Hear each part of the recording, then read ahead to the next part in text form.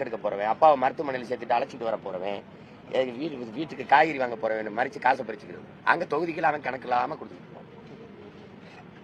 இது தேர்தல் ஆணையத்துக்கு தெரிஞ்சுதான் நடக்குது. அதை போய் பேசி இல்லை நீங்க சொன்னீங்களா மிகுந்த விழிப்புணர்வு அப்படிங்கறது அதுக்கு சொல்ல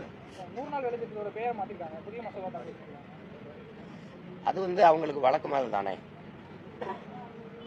இப்ப சிறுநீரக திருட்ட முறைகேடுன்னு சொல்லணும். இப்ப வாக்குக்கு காசை வாக்காளர் உரிமை தொகைன்னு சொல்லணும். மாத்திக்க வேண்டியதானே. இலவசத்தை ஏன் சொல்லணும்? இலவசம் அது எல்லாரும் திட்டுறாங்க. அப்ப விலை இல்லா அது மாதிரி 100 நாள் வேலை திட்டத்தை 99 நாள் கூட்டல் ஒண்ணுன்னு வச்சுக்க வேண்டியது. இப்ப ராஜீவ்காந்தி பேர் எடுத்ததுக்காக சப்போர்ட் பண்ணி பேசுற திமுக எதுக்காவது ராஜீவ்காந்தி பேர் வச்சிருக்காங்க தமிழகத்தை கேட்டிருக்காங்க. இதுல எந்த வேலை திட்டத்தில் மகாத்மா காந்தி பேரு மகாத்மா காந்தி பேரை வச்சிருக்காங்களா? இப்போ மகாத்மா காந்தி ஊரக வேலைவாய்ப்பு திட்டம்ன்ற பேரை எடுத்துட்டு தான் இப்ப மாத்துறாங்க மத்திய அரசு. 125 நாளா அந்த வேலைவாய்ப்பு திட்டம் கொண்டு வராங்க. அதுக்கு தமிழகத்தை என்ன சொல்லிருக்காங்கன்னா, இதுக்கு பேசுற திமுக எந்த திட்டத்துக்காவது மகாத்மா காந்தி பேரை வச்சிருக்காங்களான்னு கேட்டுருக்காங்க. சரி, அதாவது சரி, பாரதிய ஜனதா எத்தனை திட்டத்துக்கு தான் இதுக்கு முன்னாடி வச்சிருக்கு?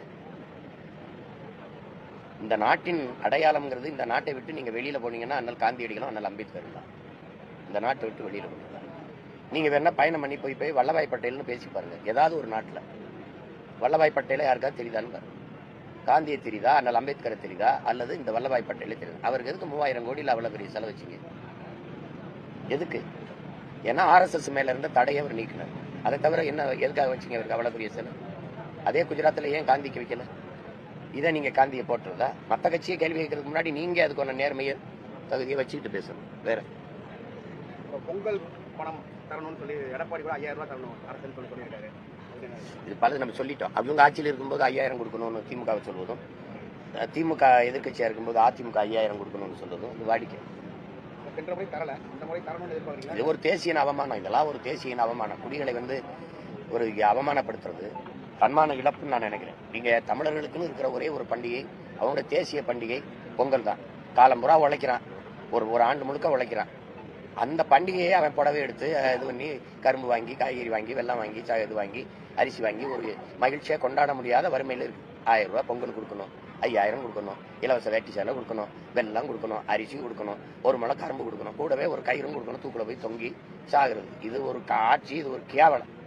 இலைய வச்ச நெல்ல வீதியில போட்டு முளைக்க விட்டு என்ன நீ 1000 500 கொடுத்துருக்க, 5000 கொடுத்துருக்க? நீ ஒரு மாவட்டம் தோறும் சேமிப்பு கிடங்கு வச்சு அதை கொள்முதல் செஞ்சு பாதுகாக்க முடியாதா?